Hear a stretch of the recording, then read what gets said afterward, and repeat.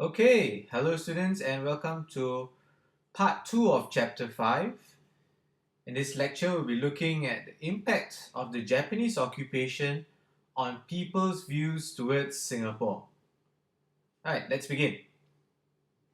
Now, as I mentioned earlier in the previous lecture, that Singapore was thought to be a fortress. Now, the Japanese knew that an invasion by sea would be difficult because of the guns that the British had installed. So they invaded Singapore from the north. Britain was unable to send enough reinforcement to Singapore, and within 8 days, the battle for Singapore was over. Now let's have a closer look at what I mean by coming in from the north. Now this is Singapore, and this is the sea area that the British expected the Japanese to attack, so they installed big guns pointing towards the sea. Okay, what the Japanese did was they rode on their bicycles and rode down from. They traveled through Malaya, Thailand, Malaysia, and past Johor, and finally into Singapore, and attacked it from the land instead. Okay, because they felt it was too difficult to attack by the sea. Now, uh, the Japanese were very angry with the European powers because they felt that they were being very racist towards the Japanese. Okay, so the Japanese wanted to show the world that Asians were just as superior as the white men.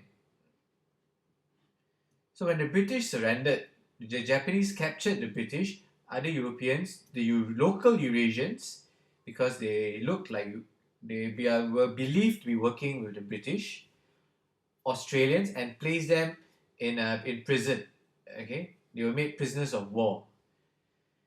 The Japanese made them do lowly tasks such as repairing, cleaning, and road sweeping. Okay, this was done on purpose to humble the European powers and to make them look inferior.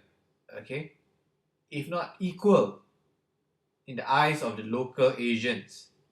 And because of this, this made the local people realize that Europeans were not as superior as they thought they were. So here is an example of the rise of Asia. Okay, see so here giant Japanese soldier. Okay, and what you see at the bottom here are the European or the white man. Okay.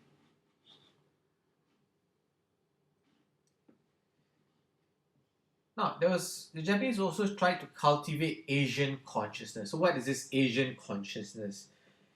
The Japanese spread the idea through the use of propaganda. Propaganda are ideas that you want to portray or use to influence people to believe something. Now, in this instance, the Japanese want Asians, such as the locals, to believe that they were just as good as the Europeans.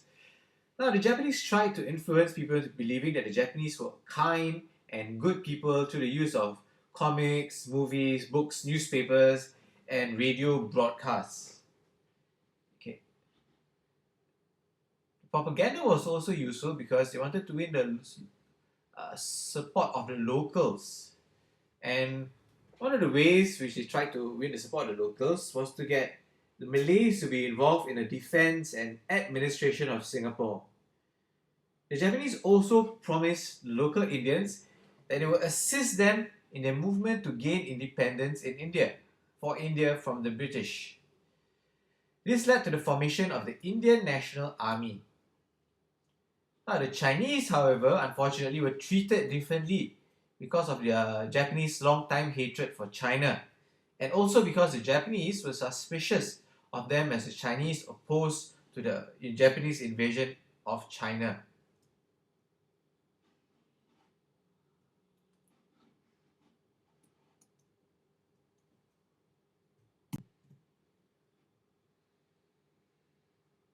Now,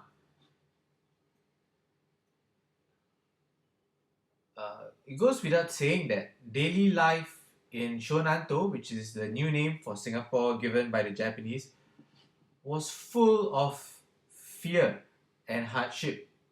Okay, so here we see some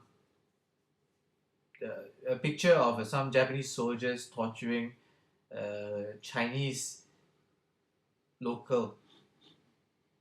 Now, the Japanese military police, also known as the Kempeitai, were in charge of removing people suspected of being anti-Japanese.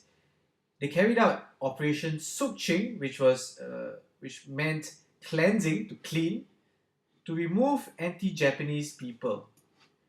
Their main target was the Chinese. Okay, sorry, it's a mistake here. It should be Chinese. Okay. Men aged between 18 to 50 had to report to the Japanese for screening to determine or find out if they were anti-Japanese.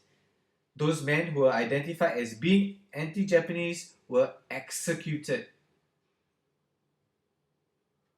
Now, because of the war, there were limited supplies, which included food. Okay. Now, because of the war, rationing was introduced to control the sale of essential items.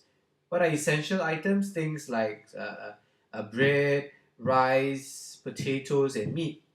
Okay, as well as many other things.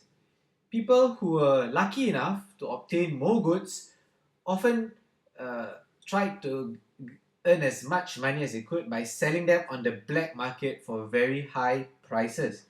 Remember, when you don't have something, when there's a limited supply of something, that item becomes very, very expensive. Here we have a picture of rationing taking place. Now, a Japanese soldier rationing rice, placing it on the weighing machine.